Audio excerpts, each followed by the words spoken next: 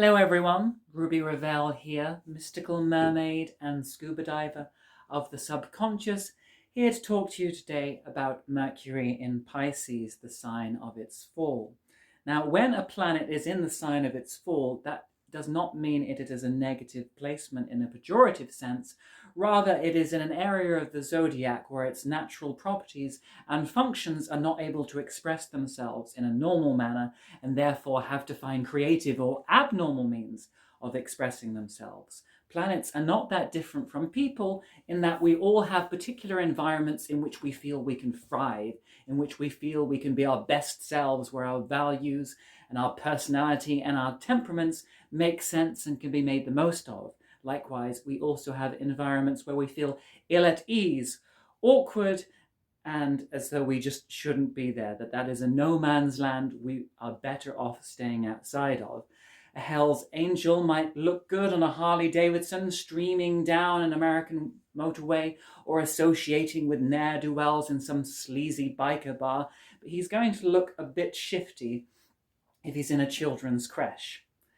And so it is with Mercury. If we think about Mercury exalted in its own sign of Virgo, where it can be discerning, where it can be critical and categorical, where it can use its mind like this neat filing cabinet in which all the different phenomena and facts of existence can be neatly assembled in alphabetical order so that thoughts can be put together as handsomely and elegantly as Lego bricks.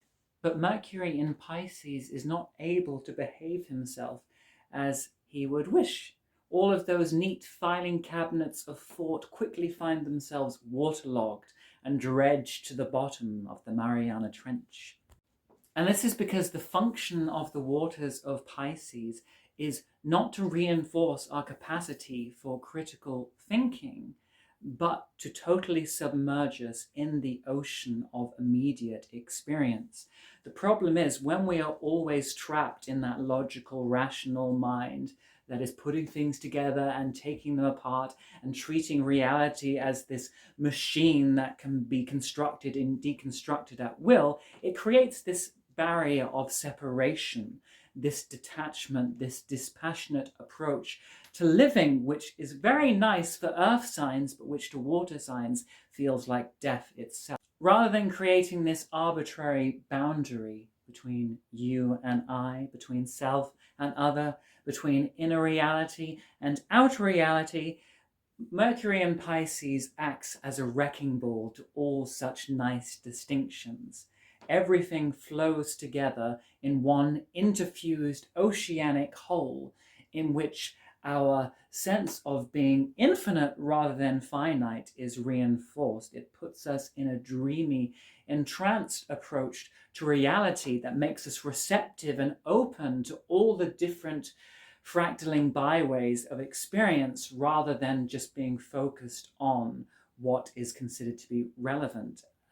So this transit and placement is a very good one for going on prolonged astral voyages of the mind, where we completely succumb to the flowing tides of the imagination and allow it to go wherever it leads us without any kind of thought of purpose or practical return. The lingua franca of Mercury in Pisces is not language that tends to function according to its own structural and sequential logic, but Mercury in Pisces exists out of time. It exists out of space.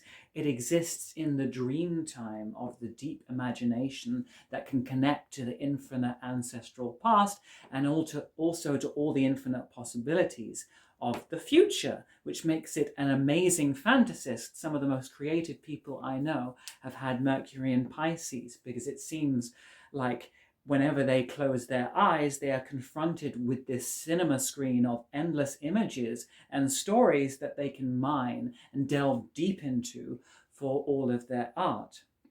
Where it can be difficult is communicating with others in an ordinary fashion. Rather than having this linear approach to thought, where it starts with one idea and follows it to its logical end, Mercury in Pisces prefers to go sprawling off in several different directions at once. Its mind moves in a fluid and watery manner that is more associative and streaming than in a straightforward pattern. As a consequence, I have also met some people with Mercury in Pisces who seem to be suffering from logorrhea, or verbal diarrhea, as it's less pleasantly known, in which it seems they have such an infinity of thoughts and ideas that they always feel compelled to share that they don't know when to stop talking. They lack the critical function to be able to tell what ideas are good and which ones are bad, which ones are meaningful, and which ones are just random static that they happen to be intellectually inhaling from the deep centers of the universe. And therefore, everything just comes out in this unfiltered cascade of personal experience that's being picked up and transmitted straight to you from the galactic center. And yet, on the other end of the spectrum, there are also some Venus and Pisces people who are almost totally non-verbal. Like I said, language itself, when it's used in a strictly rational and informative manner, is not very Neptunian. However, when language is used for its sonic properties, for its textural qualities, to conjure up images poetically, or just for the raw enjoyment of a given sound, we are getting closer to the source. The lingua franca of Pisces is imagery and symbols and sounds and all of these deep vibrations that take us back to the pulse which initiated all the manifestations of the universe. We communicate not just through language like I am tangentially doing now, but through movement, through body language, through the energy that we transmit unseen to one another, through psychic experiences, through shared dreams, through the pictographs that we scroll on cave walls. All of these are different ways of saying there is something going on inside me that I want you to know about as well. And so we can do that through language, but sometimes if our energies overlap, if we feel that psychic communion with someone else, we can literally feel what they are feeling too. And this can definitely make us hypersensitive to people in our environment, but also the very idea of what the environment means at all can be extended to encompass almost everything. We can have that quantum envelope experience of picking up someone's emotions at a distance. And that can be very exciting and a wonderful way of actually sharing in someone's internal reality. But when everything is overlapping in this mixed, muddled, thessalic way, it's not always easy to distinguish what is coming from where. We find ourselves drowning in this psychic soup, and we can easily find ourselves the stooge of some trickster from the psychic realms who wants us to believe all kinds of crazy gubbins. I think one of the most interesting exponents and archetypes of Mercury in Pisces is the iconoclastic and idiosyncratic writer James Joyce, who in his novel Ulysses attempted to depict reality as he experienced, with nothing filtered or censored or excluded from it, rather than just describing the journey of his main characters.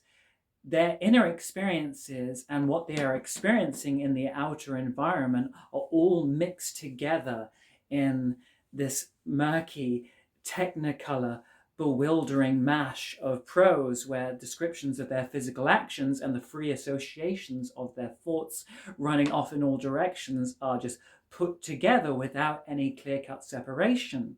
And as the novel progresses, Joyce had to go to even greater extremes to think of ways of conveying essentially non-verbal experiences in a verbal way. And he did this often by reinventing language completely and using complex multi-dimensional puns like he does in Finnegan's Wake, where language is functioning more according to dream logic rather than waking logic. There is an inherent surreality of it, where language is being used to transcend the linear limitations of language. Anyway, I'm going to stop that there.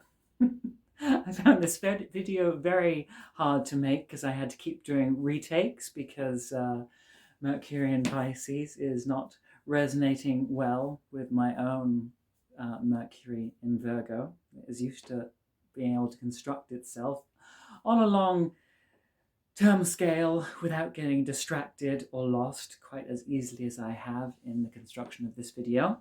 Anyway, if any of you would like to come to me for spiritual counseling or advice, my contact details will be below, as will be my Patreon, and happy sailing on those vague, technicolor, strange waters of the mind.